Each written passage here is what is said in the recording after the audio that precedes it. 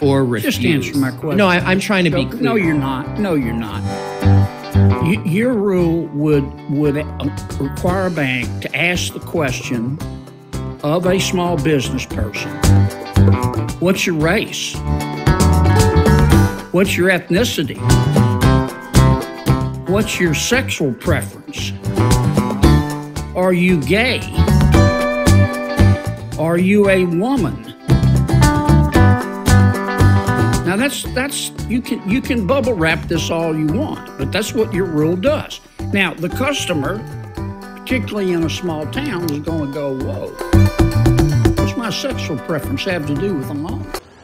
Hey guys, DJ Wonder Chrissy, and it is Saturday morning here. It is a fall morning, kind of overcast, and it's like 48 degrees. I should have a stocking cap on, but today we're going with the good old dirty hat. So today we're going to talk about inflation and banking sector layoffs. So let's start with inflation. I was reading an article in Bloomberg where a person was interviewing people about inflation and had a classic response from one of the individuals. The interviewer asked the person, you know, what do you know about inflation? What do you think about it? And the person responded that, well, I know that inflation is 6.3% because the media is telling me all the time. But before inflation started, I was able to save 15% of my salary, and now I can't. Think about that, folks.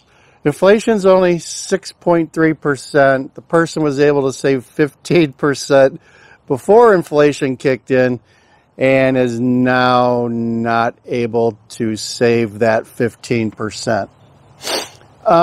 I wonder if you guys, comment below if you've got friends, neighbors, family who are disconnected from reality as this person was. I'm surprised that the senior citizens haven't revolted, right? The silent majority. I just saw like last week that they've determined that the COLA for Social Security is going to go up like 3.2%, yet inflation's at 6%. I know they got a nice hit last year of like 6%. See how the government is not as generous as they are. So they're getting their 3.2, yet I don't hear anybody protest. There's no one protesting in the streets about that, right? But they're protesting about other things. There you go. There you go.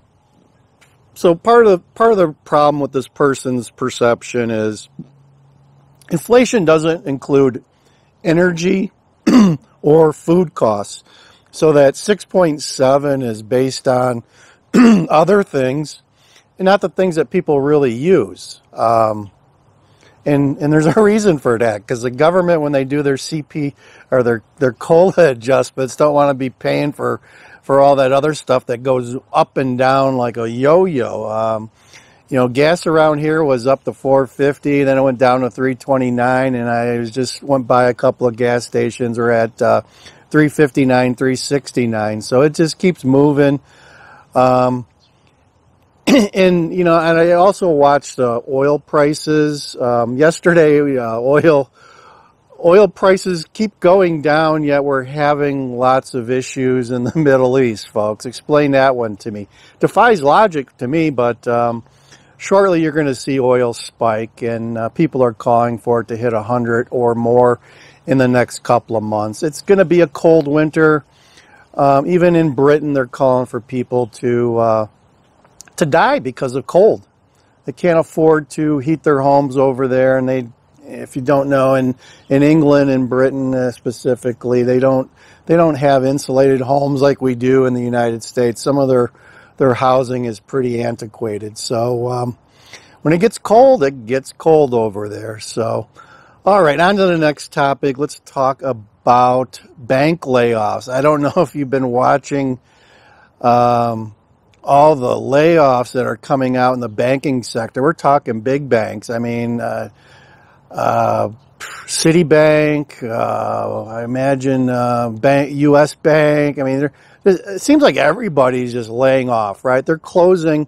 I think I saw a statistic that they have already closed like 3,600 branches of banks in the United States already this year, and they're closing more, folks. So I'm thinking like 4,500 to 5,000 branches are going to close this year in the United States. And when you close a branch, all those people that work in that branch are probably losing their jobs. So figure that one out. But the banking sector is under assault. They've got some problems, and they're trying to fix it, right? I mean, at least they're trying to buckle their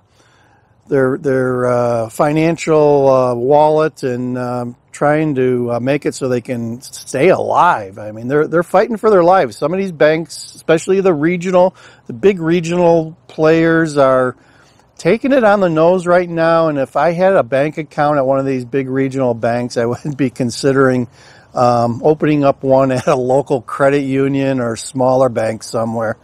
It's going to get ugly. It's gonna get ugly, and it's just the way things are going now, folks. As they're looking for the Fed to, a lot of people are calling for the Fed to raise rates November 1st, just a couple of weeks away.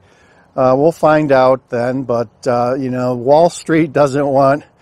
Good old Wall Street. Wall Street just keeps putting the propaganda and rhetoric out there that they think that there should be a pause. So we'll see who wins out.